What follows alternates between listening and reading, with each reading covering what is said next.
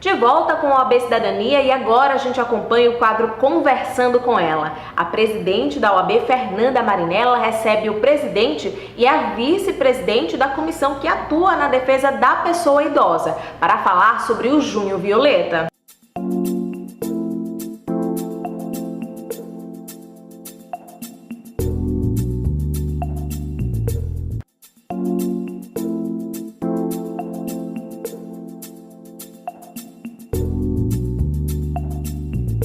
Bom, nosso Conversando com ela hoje no OAB Cidadania, nós vamos falar um pouquinho sobre o Junho Violeta. Nós estamos encerrando o mês de junho e é aquele mês que há uma grande luta, uma grande batalha contra a violência que aflige tantos idosos no Brasil, que traz tantos danos para a família e para toda a estrutura, então, dentro de casa. Mas a nossa conversa de hoje vai ser com nossos queridos presidente e vice da Comissão de Combate, então, à Violência do Idoso aqui da OAB Alagoas. Nós vamos falar, então, com Felipe Castro, que é o nosso presidente da comissão, que também cuida das pessoas com deficiência e também do idoso, e a doutora Rita Mendonça, que vai tratar um pouquinho também desse assunto. Rita também, que é vice-presidente da comissão aqui da OAB Alagoas. Então, nós vamos falar hoje um pouquinho sobre o idoso, a fragilidade, o abrigo, o cuidado, quem deve cuidar, de quem é a responsabilidade, como deve ser feita a punição destes que abusam, então, dos nossos queridos idosos. E vamos falar um pouquinho, Rita, de como se configura essa violência do idoso aqui no Brasil.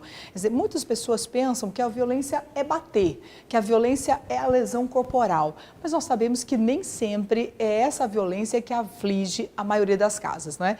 E como se configura, então, essa violência hoje? Isso, é muito importante a gente fazer esse destaque, porque normalmente a gente associa a violência, né, a uma agressão. E, no geral, no dia a dia, na família, a gente percebe as sutilezas enquanto violência também. É importante a gente ver as questões emocionais, psicológicas, né? A violência pode ser moral, pode ser desrespeito, pode ser ao patrimônio, né, da pessoa idosa, a retenção do cartão dela de banco, do benefício. Isso além de cuidados diários, que podem ser negligenciados e constituir violência também. A gente já aconteceu de receber denúncia de um idoso que há meses não se trocava o lençol dessa pessoa. Isso em si é uma violência e foi realizada, praticada pela família, né? Onde ele deveria estar protegido.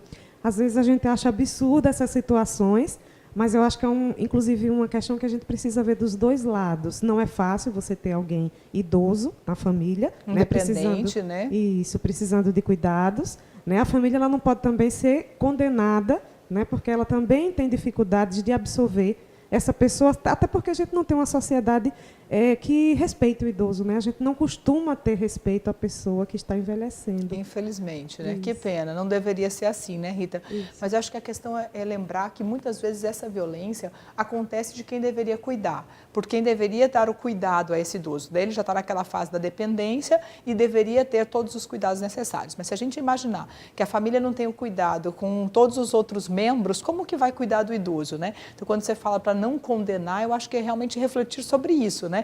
Que condição essa família tem para prestar esse cuidado? Mas nós sabemos que muitas vezes a família tem condições e mesmo assim não cuida, não é, Rita?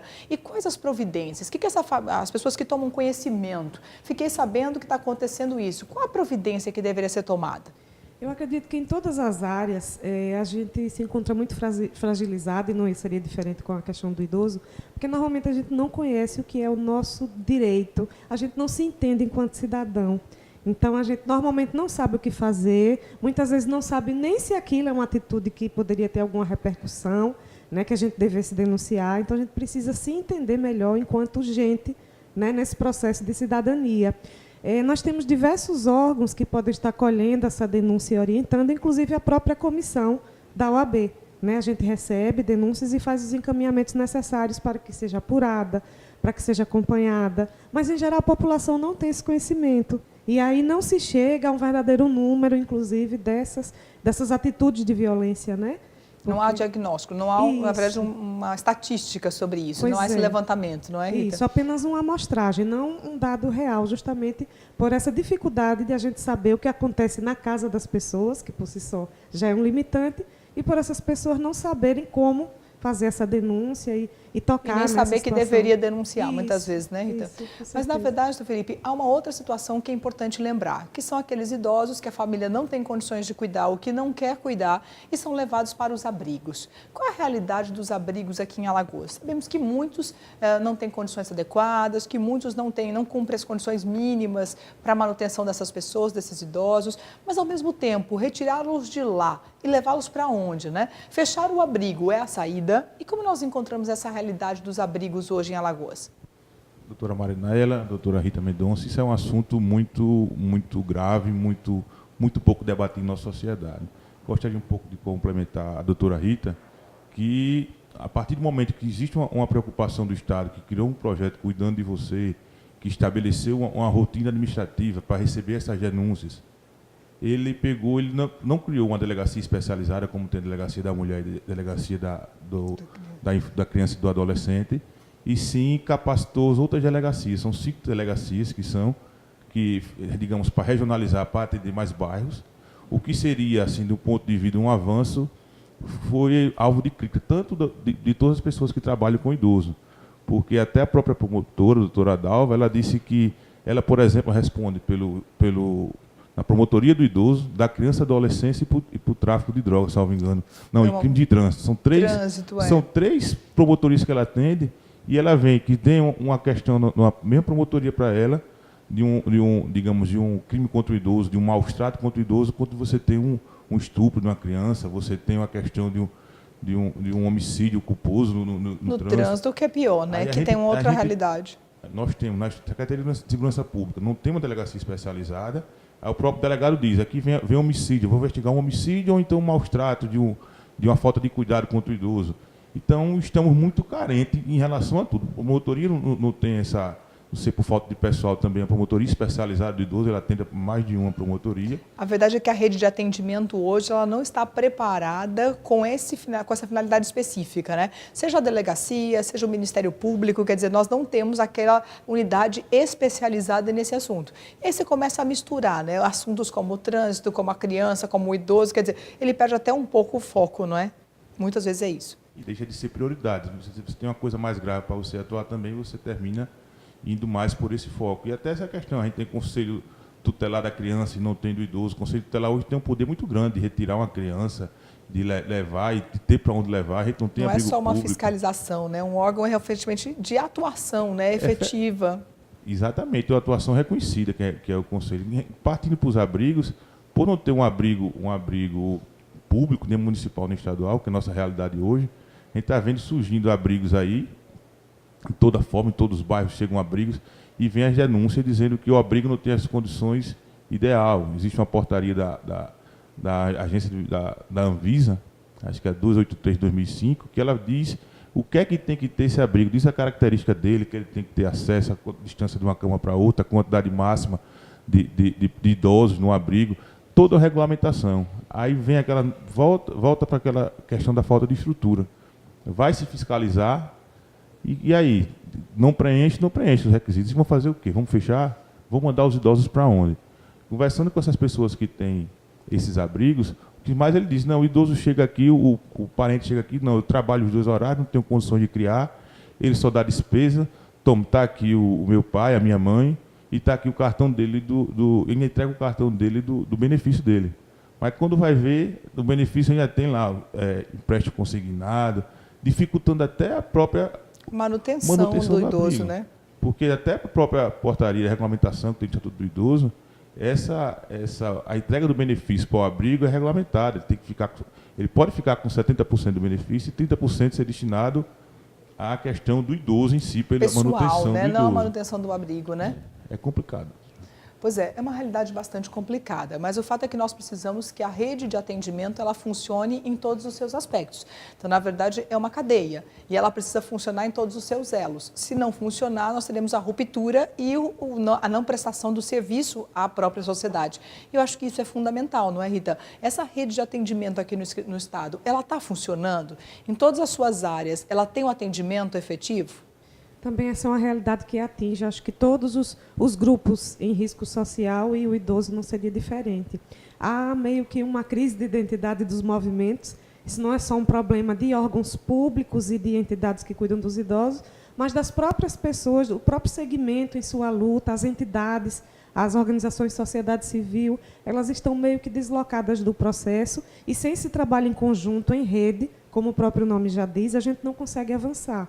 Como o doutor Felipe mencionou, né, chega um momento que você esbarra numa etapa desse processo e aí o que se faz com aquela pessoa? Acaba se devolvendo ela para a realidade onde ela estava, porque a gente não consegue prosseguir nesse atendimento. Era isso que eu ia até perguntar. Vamos imaginar, o cuidador, aquele familiar ou o responsável pelo idoso, ele não presta bons cuidados, ele realmente praticou maus tratos ou violência, qualquer tipo dessas formas. E ele é retirado, então, desse cuidador. Ele é levado para onde, o idoso? Quando isso acontece, esses abrigos recebem, doutor Felipe? Como é que funciona isso? Essa é a grande dificuldade. A delegacia costuma chamar o Conselho Municipal do Idoso para que ele vá atrás de um abrigo que tenha capacidade de receber.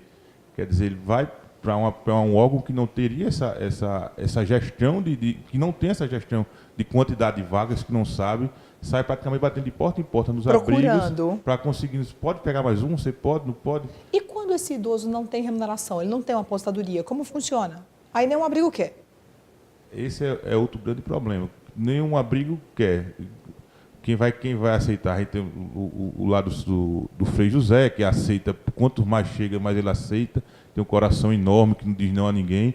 Como tem os abrigos que só aceitam se vier com a remuneração, se alguém ajudar, porque esses abrigos hoje vivem praticamente de ajuda, ou do benefício do idoso, ou de ajuda de igrejas, da sociedade civil. Doações da sociedade civil. Vivem de doações. Realmente muita dificuldade, né? Dificuldades financeiras em tempo de crise, então essa situação ainda fica pior, não é? Doutora Rita, e como a gente poderia avaliar as perspectivas? O que a gente tem que fazer daqui para frente? Quer dizer, olhando para o futuro, quais as primeiras providências que nós precisaríamos, enquanto sociedade civil, chamar a sociedade à consciência?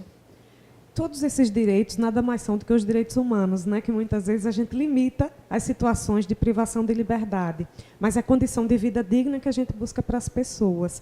O primeiro passo é formação, educação, né? Informação, que também é um direito humano. A gente precisa fazer chegar às pessoas como funciona esse pedido de ajuda, que não deixa de ser, né? Quem são os responsáveis para acionar essa rede, para abrir esses caminhos. E, inclusive, uma questão interessante que o doutor Felipe mencionou, os idosos que não têm o benefício, que a gente, enquanto comissão, também pode estar ajudando nesses encaminhamentos para que ele receba, porque um idoso que não tem referência familiar e não tem condição de se manter sozinho, ele está dentro do perfil do BPC. Então, a gente pode estar ajudando, inclusive, nessa busca de um recurso que permita ele viver com um mínimo de dignidade, né? Pois é, que coisa maravilhosa. Eu gostaria de agradecer, então, a presença de vocês no nosso OAB Cidadania, doutor Felipe, doutora Rita. Obrigada pelo trabalho desenvolvido também à frente da comissão, que é a defesa das pessoas com deficiência e do idoso. E parabéns pelo trabalho desenvolvido. Mas espero que todos tenham a consciência. O mais importante é a informação, é o conhecimento dos direitos que cada sociedade, que cada cidadão tem em todo esse contexto social. Então, até a nossa próxima oportunidade. Até lá.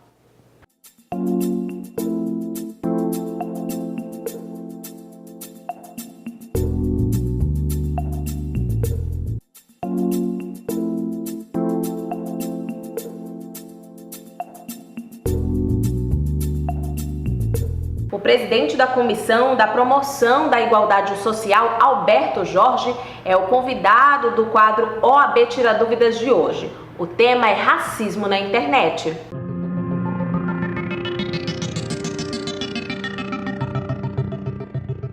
De que forma pode-se fazer uma denúncia de racismo na internet? Olha, a questão da internet, esse crime é um crime onde a prova material está presente. Né? Tivemos alguns casos recentemente, né, em relação a jovens que estudam em colégios, tanto particular como colégio da rede pública. As provas estão já totalmente fundamentadas na rede social, com participação de terceiros, né, fazendo com que a pessoa ofendida seja mais agredida ainda. Então, essa prova, o que é que a gente recomenda? Que as pessoas tirem o famoso print, né, do acontecimento, e através dessa prova material, elas podem encaminhar para a OAB, para a Comissão de Defesa Social, para que a gente possa preparar um documento para o Ministério Público. O Ministério Público, por sua vez, chama as partes para iniciar o processo dentro do Ministério Público e em seguida é encaminhado para a Justiça. Portanto, o crime de internet voltado para a discriminação racial hoje é uma forma de afronta à dignidade da pessoa humana. E nós estamos atentos a este procedimento e estamos pedindo, exigindo que as pessoas que são ofendidas procurem seus direitos para que a gente possa condenar esse ou essa cidadã que comete esse tipo de crime.